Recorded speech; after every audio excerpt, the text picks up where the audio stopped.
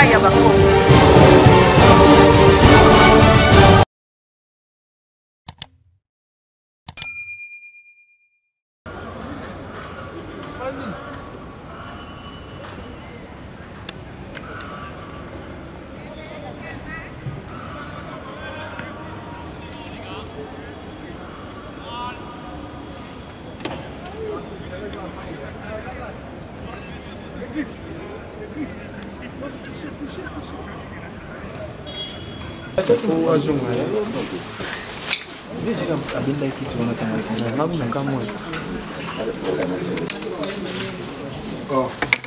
La deuxième conférence de presse, un match devant opposer la République démocratique du Congo à la formation guinéenne, match comptant pour la première journée des éliminatoires de la CAN Maroc 2025.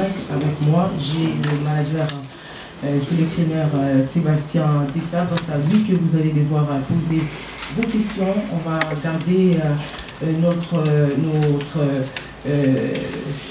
logique habituelle, c'est-à-dire on démontre la parole. Une fois que vous êtes accordé, on prend soin de définir son identité, question de permettre aux coachs de découvrir la personne en face de lui.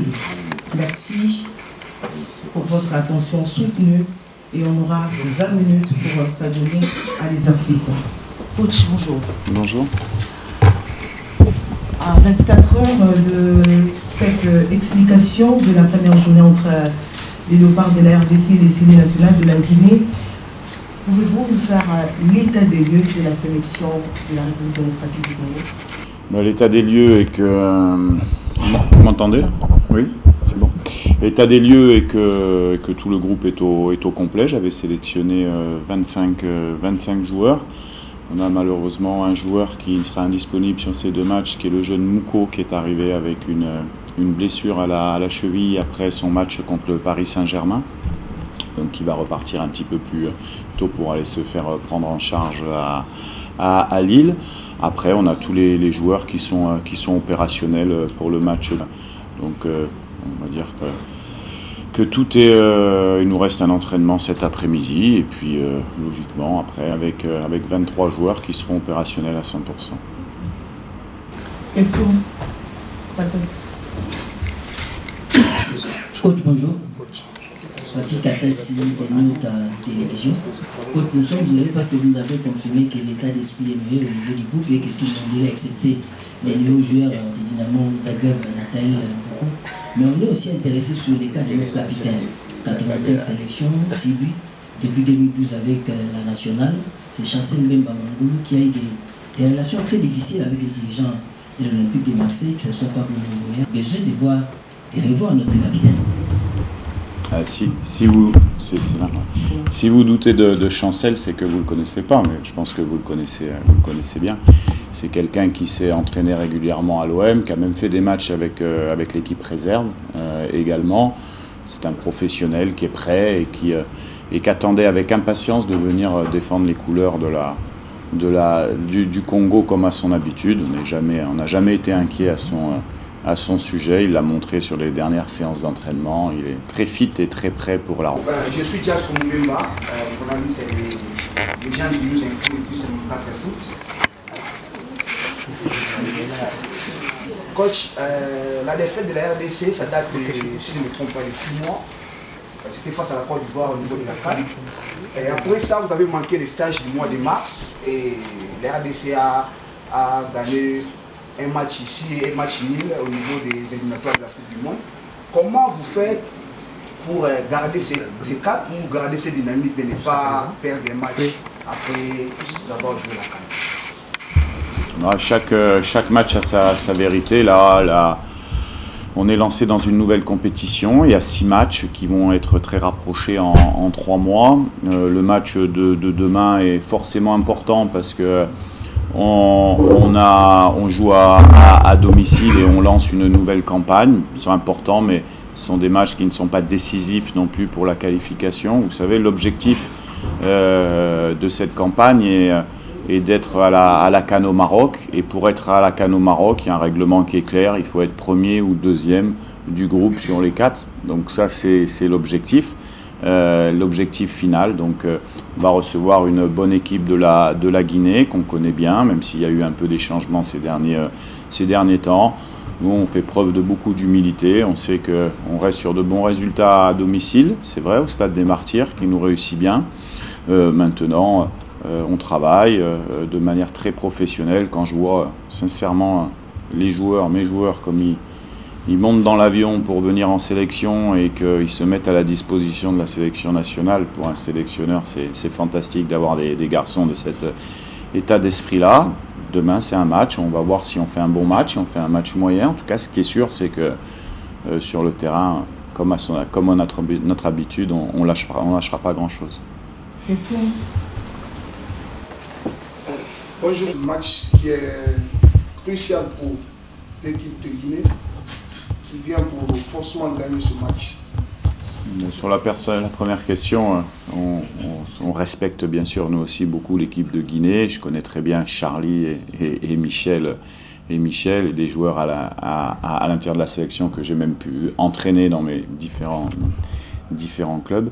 Donc on connaît la qualité. La Guinée aujourd'hui, c'est une très bonne équipe en Afrique avec de très bons joueurs, au même titre que la RD Congo, et demain ça va être un très bon match d'un bon niveau africain, où on espère qu'on pourra donner un bon spectacle, les deux équipes au stade des Martyrs, à nos supporters.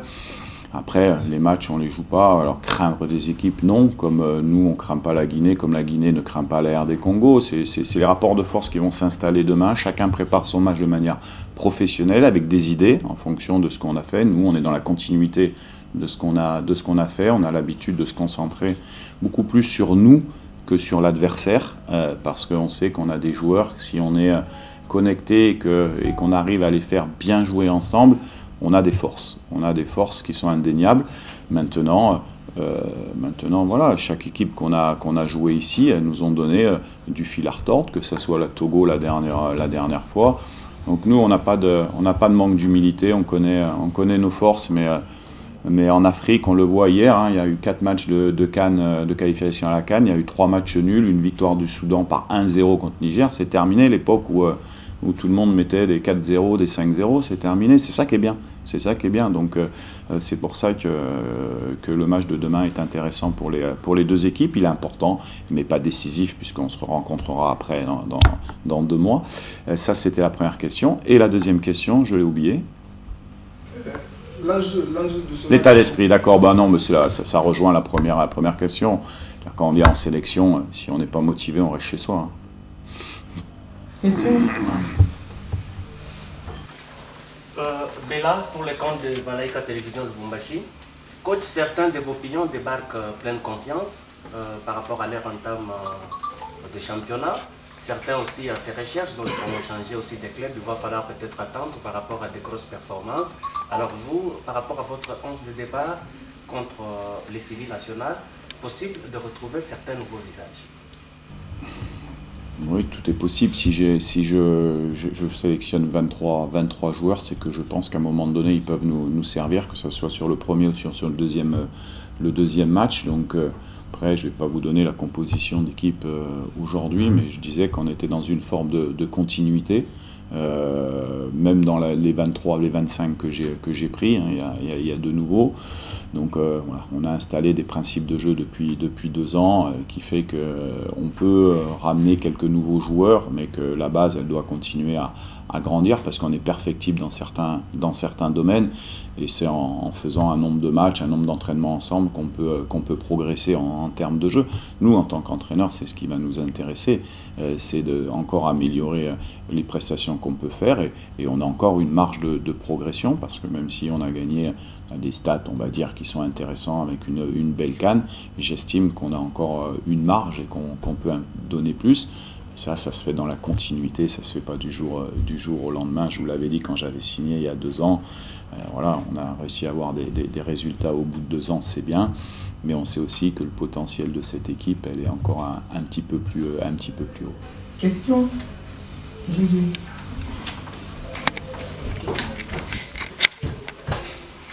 Bonjour, c'est José de la radio de Coach, j'ai deux petites questions. La première, c'est par rapport à une certaine excitation qu'on a aujourd'hui de voir sur le terrain Sadiki. Est-ce que pour vous dites que ça y est, est-ce qu'il peut se jeter au grand bain pour apporter ce qu'il a, comme la foule qu'il a au niveau des Lions Gilloises? Est-ce que c'est bon aujourd'hui pour Noah Sadiki de pouvoir apporter de sa foule des Lions Gilloises? Et la deuxième, c'est vraiment une question assez un peu perturbante, mais je la pose quand même. C'est par rapport à Gaël Kakuta. Est-ce qu'aujourd'hui, par rapport à sa forme physique, à ce qu'il démontre, par rapport à sa... Ces questions elles sont très intéressantes.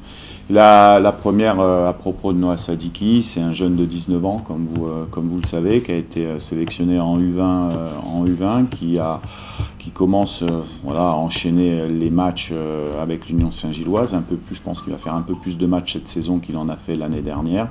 On l'a intégré au dernier regroupement pour qu'on puisse faire une intégration, on va dire, pour le mettre dans les meilleures dispositions le jour où on va lui donner sa première sélection. Effectivement, il est de plus en plus près, très proche, effectivement.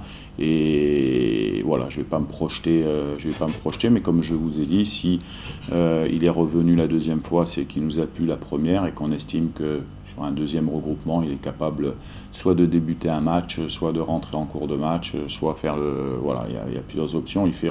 Il rentre en tout cas dans les plans tactiques de l'équipe, ça c'est la première. Au niveau de Gaël, Gaël, on ne va pas refaire son historique à Gaël de ce qu'il a fait pour la sélection. Je pense qu'il faut avoir beaucoup de respect pour ces joueurs-là qu'on choisit tôt la sélection congolaise. Ils ont beaucoup œuvré sur le terrain, mais également à l'extérieur. On est en tir à l'extérieur aussi pour que on arrive là aujourd'hui à des préparations de match qui soient d'un niveau très professionnel. Ils en font aussi partie, il ne faut pas l'oublier. Maintenant, en termes de jeu, effectivement, il est utilisé dans un rôle de 10. Aujourd'hui, il a été transféré en Iran à l'intersaison. On sait que Gaël, il faut qu'il soit, pour être bien dans son match, il faut qu'il soit physiquement prêt. C'est ce qu'il est aujourd'hui. Et c'est un joueur qui est capable de faire basculer un match à lui tout seul. Il fait des très bonnes prestations à la CAN. Maintenant, comme je dis, on ne peut pas s'attacher à un seul joueur dans le système. C'est comme l'attaquant, on ne peut pas évaluer l'attaquant tout seul. On est un attaquant, je vais vous donner est-ce qu'il a reçu des ballons pour marquer ou pas déjà? Donc oui, peut-être l'attaquant n'a pas marqué, mais est-ce qu'il a reçu des ballons pour marquer? Donc c'est un peu la même situation pour certains postes. Ça fait partie de mes choix sur les prochains matchs, de le faire jouer ou de ne pas le faire jouer, de le faire rentrer. En tout cas, il fait partie intégrante du projet sportif aujourd'hui de la sélection nationale et c'est un élément très très important pour moi.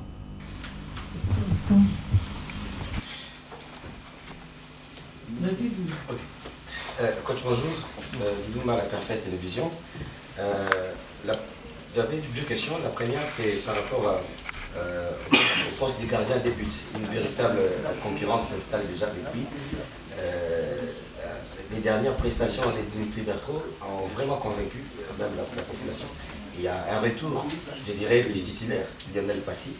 Et pour demain, est-ce que vous avez des problèmes disons, il y a des calculs maintenant pour ces postes-là, quand on sait qu'il faut éviter d'encaisser à la maison. La deuxième préoccupation, c'est par rapport avec Silas Katompa, même s'il n'est pas rappelé. On n'a pas chaque jour Sébastien Dessau pour poser cette question, donc c'est l'opportunité. C'est quoi les problèmes? Parce que récemment, j'ai vu même les images, peut-être aller juste le rencontrer. Il y avait des raisons personnelles. Je vous arrête de suite, ce sont des fausses images. Donc c'est ça le problème qu'il y a, c'est qu'aujourd'hui, alors je peux peut-être rebondir déjà sur la deuxième, vous aviez fini votre question? Ok, bon alors je vais évacuer la première qui était le niveau du gardien de but. On a la chance d'avoir 3 gardiens de but. J'ai l'habitude, moi, sur ces postes-là, d'avoir de la concurrence sur ces postes pour générer une certaine émulsion entre les gardiens et que personne ne s'endorme. Comme tout le monde vient en sélection, tous les postes, voilà, ça fait à un moment donné, même s'il y a comme vous l'avez dit, un historique des matchs précédents qu'on évalue, il y a à un moment donné une remise en question de chacun, où chacun est capable de jouer, de ne pas jouer, de rentrer 5 minutes, et il doit rester très attentif et avoir un très bon état d'esprit. C'est la chance qu'on a avec ces 3 gardiens. Donc tout se passe bien. Voilà. Lionel, ça faisait 6 mois qu'il n'avait pas joué. Il a fait un match la dernière fois à Rodez, et après il est venu. Voilà, on est en train de les évaluer, on sait qui on va faire jouer demain, on vous le dira, mais sur ce poste-là, sincèrement, que ce soit nos 3 gardiens, voilà, on n'a pas de problème particulier aujourd'hui à choisir un gardien, parce qu'en termes de qualité, ils ont vraiment la qualité, les 3, pour pouvoir démarrer demain. Là, je réponds pas, mais Je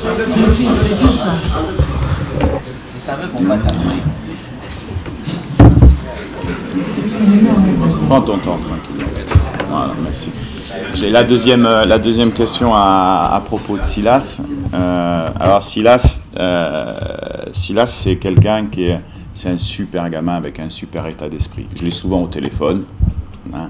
Je ne suis pas allé le voir à Stuttgart, ça c'était une photo d'il y a 2 ans que vous devez me parler, donc je lis beaucoup de choses sur Internet, et d'ailleurs peut-être ouais, j'ai beaucoup de faux comptes ou des gens qui me font parler, des réactions.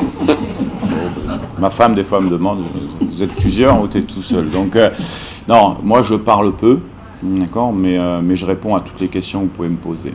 D'accord. Donc quand il y a des informations qui vous semblent bizarres, vous avez Jerry à la fédération, que vous pouvez de pas sélectionner Silas.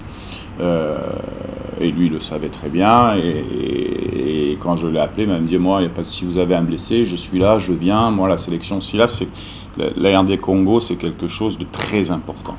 D'accord. Okay. Maintenant, il y a des choix qui sont faits, c'est comme ça, et puis Silas, s'il n'est pas là, il sera certainement présent au prochain regroupement ou pas, mais je veux dire, il n'y a pas de problème, Silas, c'est quelqu'un qui a un super état d'esprit, qui travaille, qui nous appelle régulièrement, ou qu'on s'appelle même pour échanger sur un match, donc c'est quelqu'un de super. Et vous savez également, vous l'avez vu en dernière minute, que dans cette période de mercato, c'est pareil aussi. Voilà, certains joueurs ont des problématiques avec leur club, et ils gèrent le transfert qu'ils doivent gérer aussi à un moment donné. Vous avez des mercatos qui finissent le 2, vous avez des mercatos qui finissent le 6, comme c'est le cas en Croatie avec le Piemboukou qui est arrivé hier. On lui a donné l'autorisation de faire 2 jours supplémentaires pour gérer son contrat. Enfin, vous avez différentes choses aussi sur lesquelles je ne peux pas étaler ici, mais en tout cas, Silas, pour moi, c'est un bon joueur avec un état d'esprit bien, et franchement, c'est un bon gamin qui adore son pays.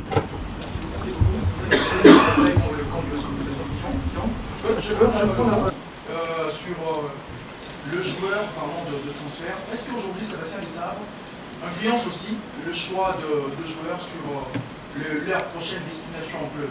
Est-ce qu'il y a-t-il aussi des interdictions de destination qui, si vous empruntez une telle destination, c'est fini au centre de sélection?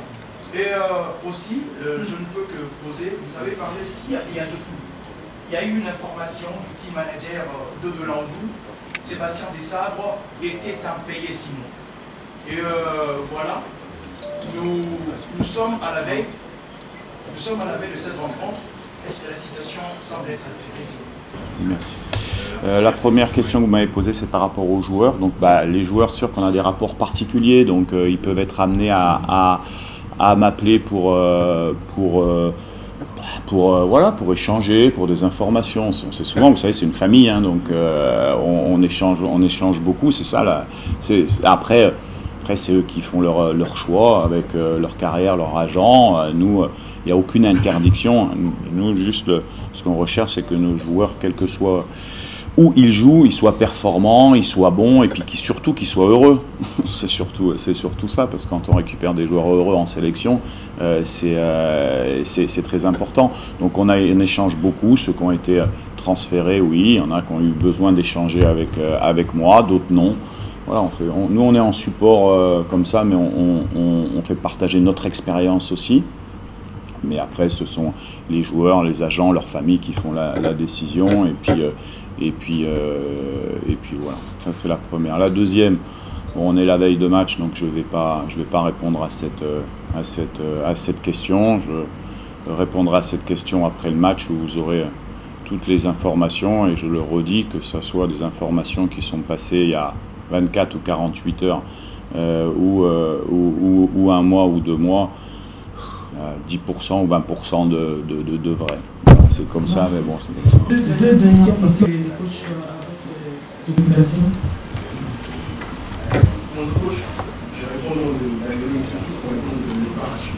En première question, vous avez rajouté 2 joueurs, Lalaïn qui est blessé, vous avez dit tantôt, et aussi vous avez cité il n'y a pas longtemps. Et j'aimerais aussi citer Noah Sadi qui l'autre fois n'était pas éligible. Aujourd'hui, est-ce que ces 3 joueurs sont éligibles? Là, c'est ma première question. Et la deuxième question est que à chaque publication de votre liste, il y a une sorte de, je dirais, réclamation. Est-ce que Sébastien Desabre a fait une sorte de croix avec certains joueurs, notamment Nicolas qui s'est plaint, quoique son message reste énigmatique. Il y a aussi un certain Marcel Tisserand qui, à chaque liste, s'est plaint du fait qu'il n'a jamais toujours été appelé. Est-ce qu'il y a une cadre? C'est une grande question. Alors, on a fait effectivement, on a appelé 25 joueurs parce que la même stratégie des jeunes, c'est-à-dire de les intégrer dans les meilleures conditions, c'est-à-dire que déjà ils découvrent une fois le stage, ils voient, comment ça se passe, et puis qu'après ils puissent être opérationnels. Mais l'éligibilité, après, comprenez bien qu'un joueur quand même beaucoup qui est arrivé la veille du match pour le lendemain, il y a des règles très strictes également dans notre équipe en termes de discipline. Donc les 2 joueurs qui ne seront pas listés demain, on peut déjà le dire, ça sera le petit Mboukou qui est arrivé hier soir, et puis Mouko qui est blessé. Voilà, c'est tout. Donc après, ils seront opérationnels. Alors Mouko non, mais Mboukou pourra être effectivement aligné contre l'Éthiopie si je décide qu'il puisse faire le deuxième match. Après, c'est vrai que c'est bien que vous me posez cette question parce qu'on n'a pas fait de conférence de presse à la liste, donc je vous réponds. Il n'y a pas de la sélection, elle appartient à tout le monde, elle n'est pas fermée. Elle n'est pas fermée, tout le monde peut venir à un moment donné. Maintenant, il faut comprendre que, comme je l'ai dit tout à l'heure, il y a un projet sportif qui a été mis en place avec certains joueurs qui donnent des résultats aujourd'hui. Donc, bien sûr que la porte, elle est fermée pour personne. Voilà. Et on ne sait pas de quoi demain sera fait. En tout cas, notre objectif, nous, c'est de se concentrer d'abord sur l'entraînement de cet après-midi et surtout sur le match de demain. Et puis après, on va aller en Tanzanie pour jouer l'Éthiopie. Donc on est vraiment, nous, concentrés là-dessus. Et après, tous les joueurs qui sont capables de servir la sélection, si on décide, Sébastien Desabre et son staff. Face au Sénégal, il n'y avait pas Massoakou, on a Tanzédé qui était sous ses schémas avec 3 derrière, et puis Massoakou est rentré. Le Sénégal n'a pas joué à 3 derrière, hein, mais bon. Il y avait Tanzédé comme latéral droit, et pourtant lors de la CAN, il y avait Kaloulou. Est-ce qu'aujourd'hui, pour le match des Némens, vous allez plutôt faire confiance à l'équipe de la CAN, bien qu'il y a des actions comme la Camou, mais je parle plus de derrière, vous allez plus faire confiance à l'équipe de la CAN, face à la Guinée, plutôt que de faire confiance à l'équipe qui a récemment battu les Togo, parce que ce sont des joueurs différents sur les mêmes schémas pratiquement. Ce qu'on a fait à la CAN, c'est bien, c'est très bien même.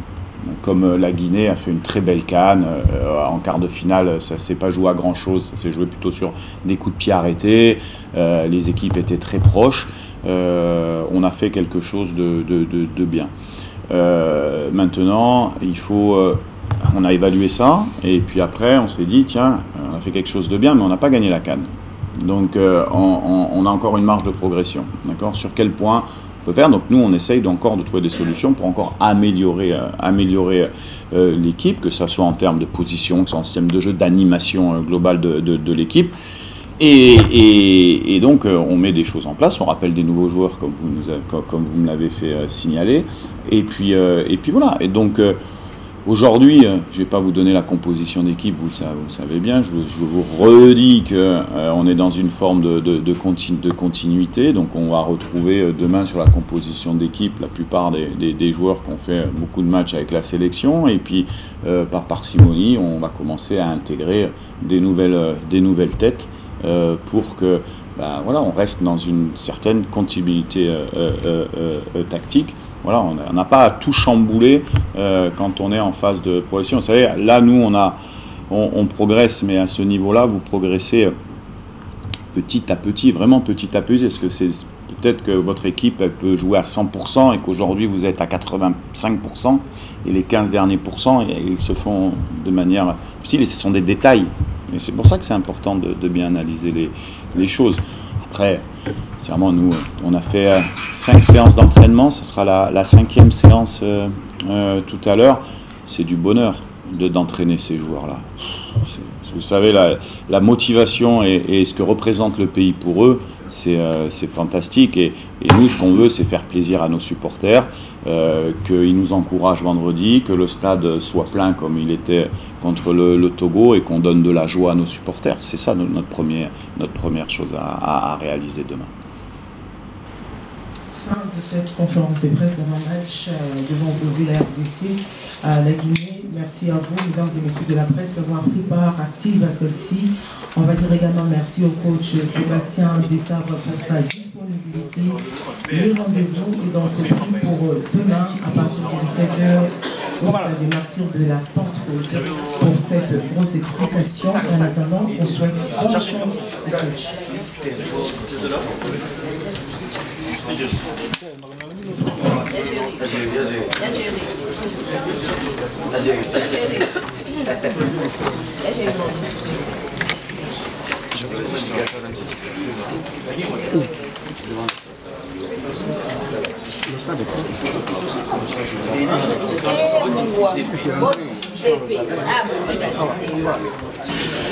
Ah,